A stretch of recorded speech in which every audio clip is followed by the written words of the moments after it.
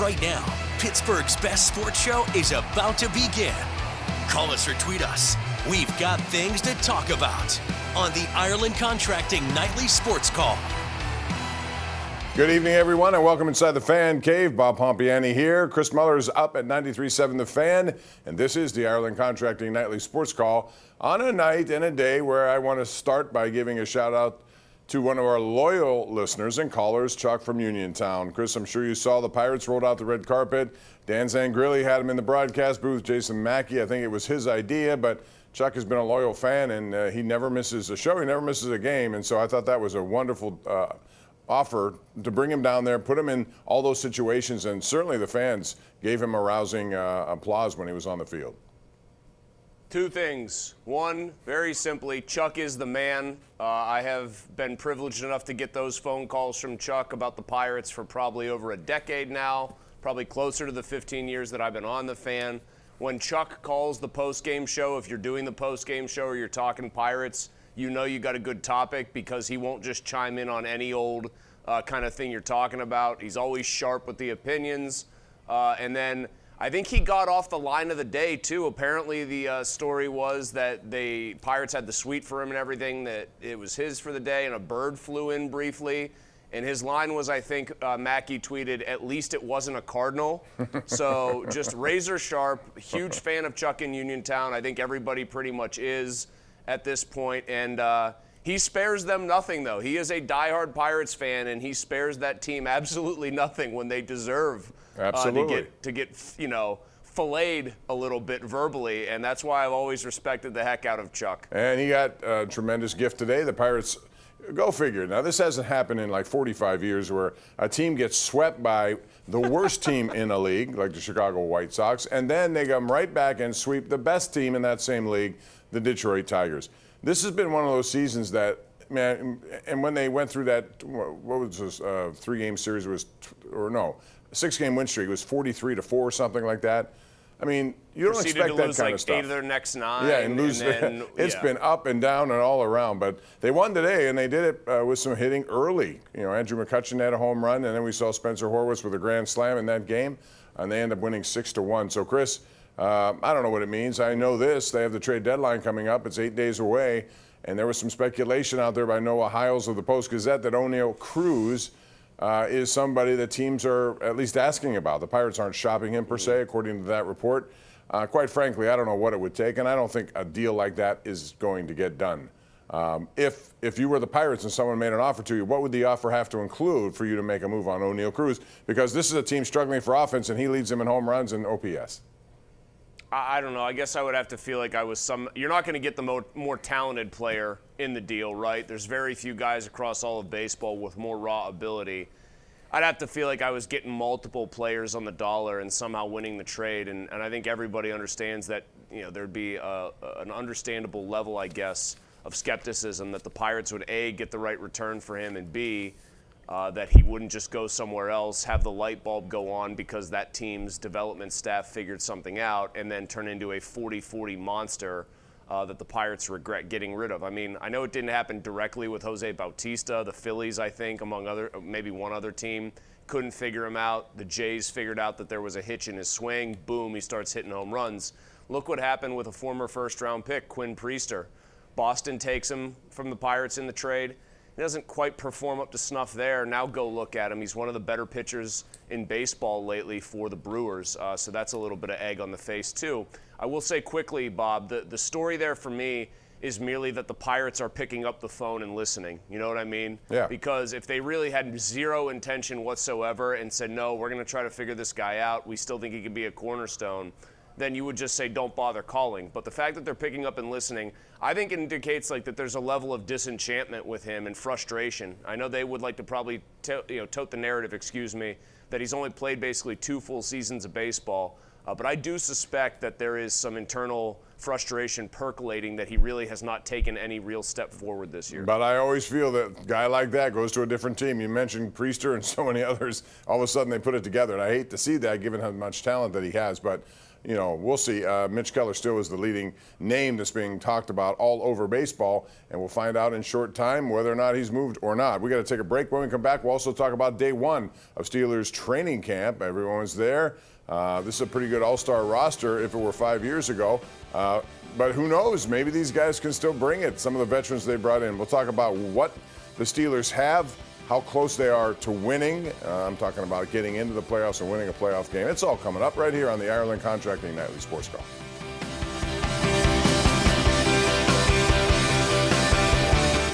All right, this is our Xfinity tweet of the night. Alex Stump, Major League Baseball.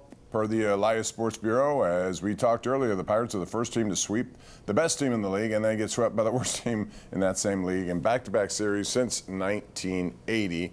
Those were the San Diego Padres back then. So let's switch over to talk about the Steelers now. Everyone showed up today. They have big names in free agency and trades that they've acquired. Chris, on paper, it looks like an improved team.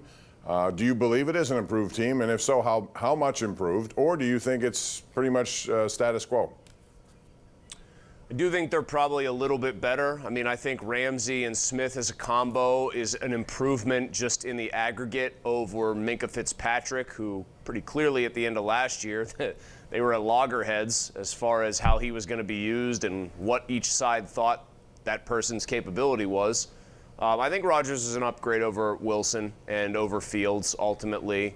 I think Rodgers being pretty set that this is his last year and talking like that means he probably doesn't leave anything in the tank. I think that makes him more receptive to coaching. He seems hell-bent, Bob, on going out in this better manner than a 5-12 year with the Jets. So I'm hopeful that you get more deference to the quarterback from Mike Tomlin, and I'm hopeful that the quarterback puts his best foot forward and doesn't blow his Achilles doing so.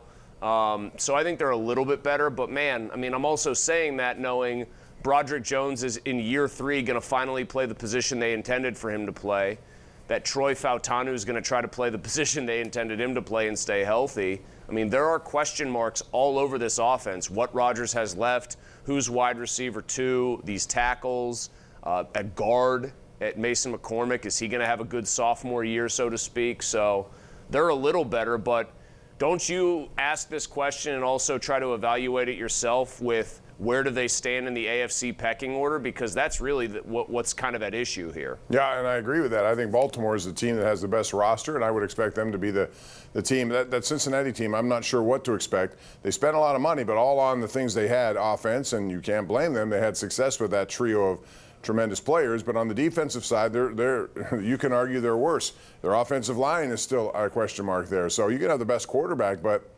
you know, can he alone do it with those 2 wide receivers? Well, how would you rather try to win games? In all things being equal, in a vacuum, how would you rather in this day and age try to win games? So just to use the Bengals as a comp here for the way the Steelers have typically run their stuff. Would you rather try to win 38-35, 41-38, 38-34, whatever, 35-31?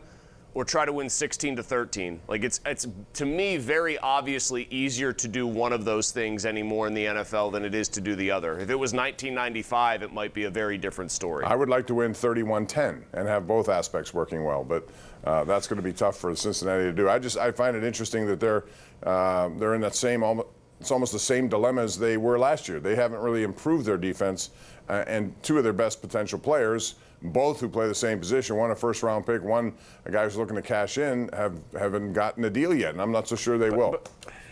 But couldn't I say that quickly about the Steelers? Rodgers, I think, is a slight upgrade over Wilson, but slight. He's also 41. There's not a good track record of quarterbacks not named Tom Brady being good after 40. They just moved Broderick Jones, who was disappointing out of position, to his natural position.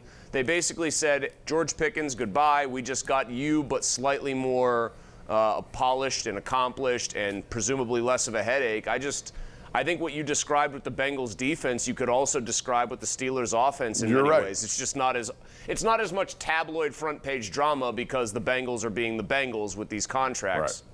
No, I agree with that. I do. And you mentioned Broderick Jones year 3, Troy Fautanu year 2, but essentially year 1, Frazier year 2, McCormick year 2. They have guys who knows how they're going to respond. We saw it last year with Benton and Porter on defense, that they did not have the best year, and they're going to have to rebound from that. Let's go to the Lions. A lot of people want to talk, and we'll begin with Hudson in Portersville. I don't think we ever had Hudson on the show before. What's up, Hudson? Hello, Bob. I was just wondering, who do you think are the top 3 Pirates to get traded away before the deadline? Mine are Tommy Pham, IKF, and Ke'Bryan Hayes. Yeah, you're probably the first 2. I mean, expiring contracts are probably the way Ben Cherington is going to conduct this. I don't know what you get for those guys, to be honest. Ke'Bryan Hayes, you'd have to have the right team that's interested and needs somebody like that. And it's probably a team, Chris, that already has a lot of hitting and doesn't have to rely on him to hit, just his glove. So, I still think Mitch Keller's number 1 on the list. I think as much as I can make a case to keep him, I think there's a very good case to trade him. Man, can you imagine how much they'd get in a return for Ke'Bryan Hayes if baseball had a position called the designated fielder, a guy who doesn't get to hit, but he's only out there in the field? I mean, he would fetch a king's ransom. They should show him showing up to like the Yankees if they traded him there, because there's a bat. Instead of holding the bat over his shoulder with the glove attached, he just kind of has an invisible thing there, and somehow the glove is just hovering in midair. I think IKF's obviously as good as gone. He's been the Pirates' best player by WAR for position players this year, but I don't think he's going to yield a lot. Heaney's going to be gone. I think Keller is still a guy that they are probably more likely than not to trade, but as Pony brought up on the show today, if they let Ben Cherington make a move that major, that suggests that they might actually keep him around beyond this year, and that would, of course, horrify me. Or a lot of people, yeah. He may be off limits. Maybe Nutting tells him, hey, you can do what you want, but not with Mitch Keller. I want him here. And that would be a very interesting clue about what happens at the end of this season. Let's go out to Brian in North Huntington. Welcome you in on the Ireland Contracting Nightly Sports Call. Brian, go ahead.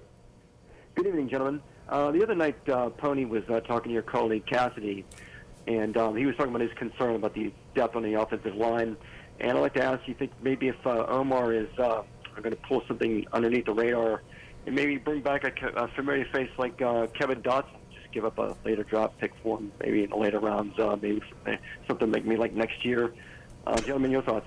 Well, hold on. Let me answer that. Kevin Dotson's not coming back because he's making like $20 million a year, and why would the Rams get rid of him? It's like bringing back Dan Moore. Dan Moore. Hold on. $88 million. Wait a minute.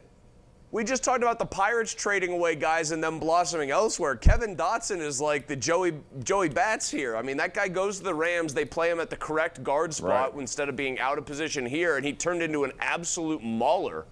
Yeah. A Mueller or a Mueller. What did he turn into? A Mueller.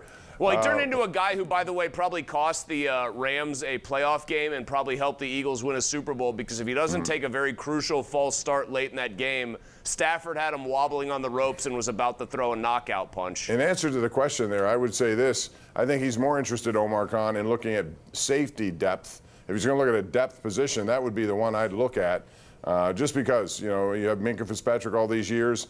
And Deshaun Elliott's a very good player, and I think Thornhill can be if he's healthy. But after that, they don't have a whole bunch back there. So I think that would be a spot. And I'm still not going to rule out a number 2 receiver. And it may not be some guy who's sitting around waiting for an opportunity. It may be somebody on somebody's roster who, you wait a couple of games into the preseason and you make that move.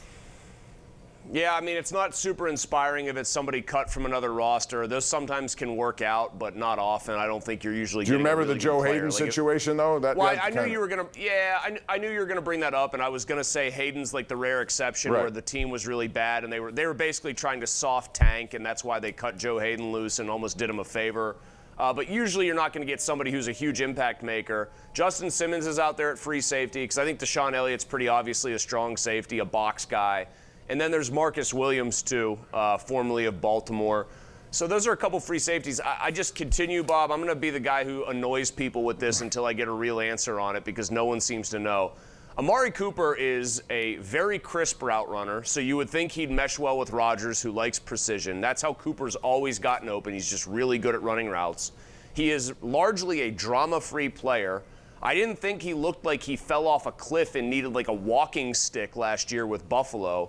And yet the Steelers and 30 other teams that did not employ him last year seemingly have zero interest in Amari Cooper, and that just baffles me. I'm surprised because he did have some success with Allen in Buffalo. I don't know how many touchdowns, but he made some plays when he was there. So we'll see. It's not over yet. He's sitting out there, and there are other guys in the same boat. Let's go to Gary in Candaceburg before we take a break here. Gary, you're up. Go ahead.